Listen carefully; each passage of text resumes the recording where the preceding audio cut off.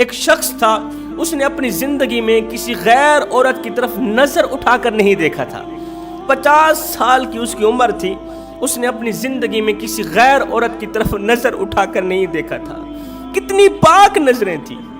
یہ وہ نظریں ہیں جن کے لیے اللہ کے نوری فرشتے دعائیں کرتے ہیں، مالک ان نظروں کو سلامت رکھنا، ان نگاہوں میں برکتیں ڈالنا۔ اللہ اکبر! اس نے زندگی میں کبھی بھی کسی غیر عورت کی طرف نظر اٹھا کر نہیں دیکھا تھا، اس لیے کہ میری عزتیں سلامت رہیں، میرے گھر میں جو بیٹیاں بیٹھی ہیں نا، وہ کسی کی گندی نظروں کا نشانہ نہ بنے۔ اس سوچ کی بنیاد پر اس نے 50 سال تک کسی غیر عورت کی طرف نظر اٹھا کر دیکھا نہیں تھا۔ وقت گزرتا گیا، اس کی زندگی میں برا وقت آیا، گھر میں امیری کا جنازہ نکل گیا، غربت عروج پر آ گئی۔ غربت نے اسے اپنی گرفت میں ڈال دیا، غربت نے ایک دم اسے جکڑ لیا۔ نوبت یہاں تک آن پہنچی کہ گھر میں فاقے نے ڈیرا ڈال دیا، گھر میں فاقہ پھیل گیا۔ اللہ اکبر! اس کی ایک بیٹی تھی، چھوٹی بچیاں بھی تھیں، لیکن ایک نوجوان بیٹی تھی، اللہ نے اسے بڑے ہی حسن سے نواز رکھا تھا، جوانی کی عمر تھی۔ ایک دن باپ گھر میں نہیں تھا تو بیٹی نے جب چھوٹی چھوٹی بہنوں اور چھوٹے بھائیوں کے چہرے پر بھوک کے آثار دیکھے نا، بھوک کے آثار دیکھے تو اس سے رہا نہ گیا۔ وہ لڑکی چھوٹی بہنوں اور چھوٹے بھائیوں کی حالت زار دیکھ کر، چہرے پر بھوک کے آثار دیکھ کر غلط قدم اٹھانے پر مجبور ہو گئی۔ اب اس سوچ کی بنیاد پر وہ گھر سے باہر نکلی کہ میں جسم بیچ کر عزت بیچ کر گناہ کر کے شام کو کھانے کا بندوبست کر کے آؤں، جسم بیچ کر پیسے لے کے شام کو اپنی چھوٹی بہنوں اور چھوٹے بھائیوں کے لیے کھانے کا بندوبست کر کے آؤں، کیونکہ گھر میں فاقہ پھیل گیا تھا، کھانے پینے کو کچھ نہیں تھا۔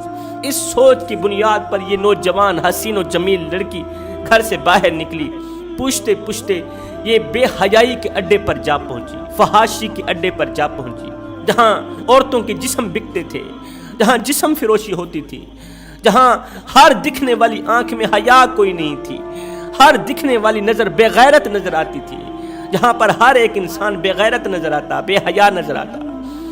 جسم فروشی کا اڈا لگا ہوا ہے، جسم فروشی کے اڈے میں جا کر یہ خوبصورت نوجوان لڑکی کھڑی ہو گئی۔ اب یہ اپنی اداؤں سے دوسروں کو اپنی طرف متوجہ کرنے کی کوشش کرنے لگی، اپنی ادائیں دکھا کر لوگوں کو اپنی طرف متوجہ کرنے لگی، لوگوں کو اپنی طرف متوجہ کرنے لگی۔ لیکن خوش قسمتی کی بات یہ تھی کہ اس کی طرف کوئی بھی توجہ نہیں دے رہا تھا۔ توجہ تو رہی دور کی بات، اس کے چہرے پر کوئی نظر اٹھا کر دیکھتا ہی نہیں تھا۔ توجہ تو رہی دور کی بات، اس کے خوبصورت سے چہرے پر کسی کی نظر بھی نہیں پڑتی تھی، کوئی نظر اٹھا کر دیکھتا ہی نہیں تھا۔ شام ہو گئی، شام کو یہ لڑکی مایوسی کی حالت میں خالی ہاتھ واپس گھر کی طرف لوٹی، کیونکہ جسم تو بکا نہیں ہے، کسی نے قبول تو کیا نہیں، کسی نے نظر اٹھا کر دیکھا ہی نہیں۔ خالی ہاتھ مایوس ہو کر واپسی گھر کی طرف لوٹی۔ جب اس نے گھر کی دہلیز پر قدم رکھا تو باپ کو منتظر پایا، کہنے لگا بیٹی تو کہاں چلی گئی تھی؟ کافی دیر سے تیری انتظار کر رہا ہوں، تو کہاں چلی گئی تھی؟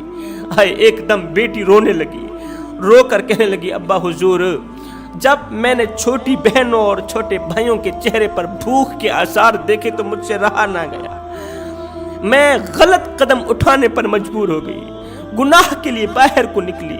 میں پوچھتے پوچھتے ایسی جگہ جا پہنچی جہاں جسم فروشی کے اڈے لگے ہوئے تھے۔